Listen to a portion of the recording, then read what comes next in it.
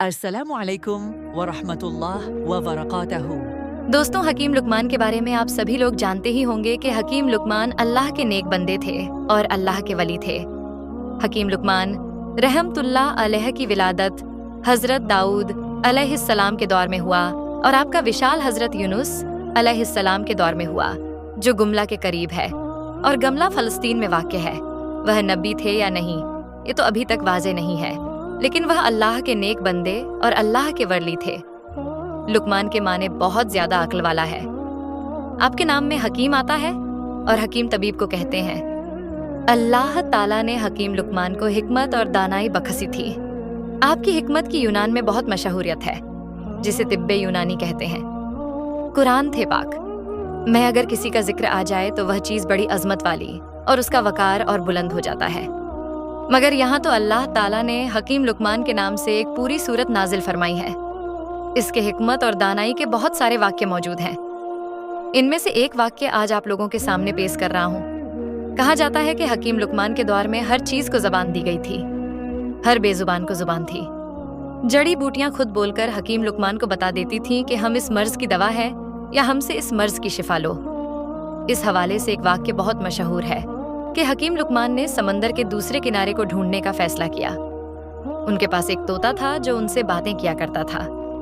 حکیم لقمان نے اپنی حکمت سے جڑی بوٹیوں سے ایک ایسی دوا تیار کی جس کے کھانے سے طوطا بغیر کچھ کھائے پیے اور بنا تھکے 6 مہینے تک اپنی اڑان کو جاری رکھ سکتا تھا۔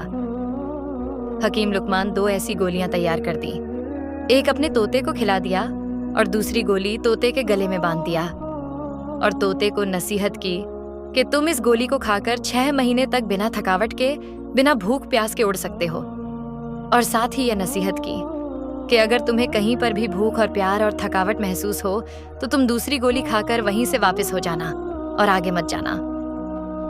طوطے نے حکیم لقمان سے اجازت لی اور سمندر کی طرف اڑا۔ آخرکار ایک سمندر میں چٹان نظر آئی۔ طوطا اس کے اوپر جا کر بیٹھ گیا۔ دراصل وہ چٹان نہیں بلکہ ایک بہت بڑی مچھلی تھی، لیکن طوطے کو ابھی یہ نہیں پتا تھا کہ یہ چٹان نہیں، ایک بہت بڑی مچھلی تھی۔ تھوڑی دیر میں اس مچھلی نے تھوڑی حرکت کی تو طوطا بہت حیران اور پریشان ہو گیا کہ وہ یہ دیکھ رہا تھا کہ یہ چٹان ہل کیوں رہا ہے۔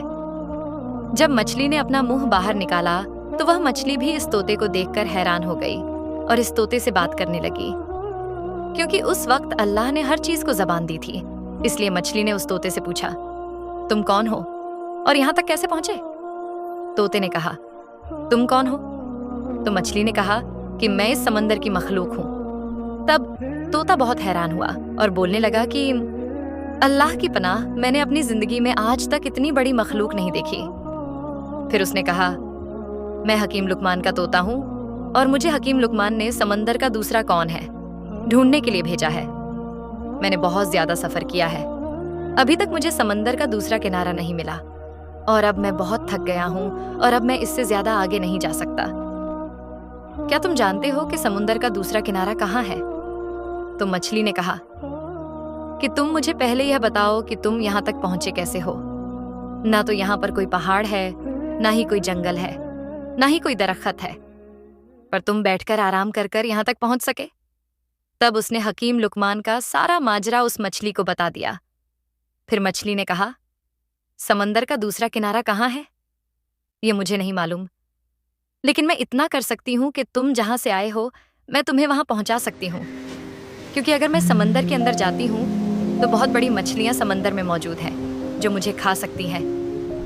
طوطے نے کہا، ٹھیک ہے، تم مجھے وہاں بھیج دو جہاں سے میں آیا ہوں۔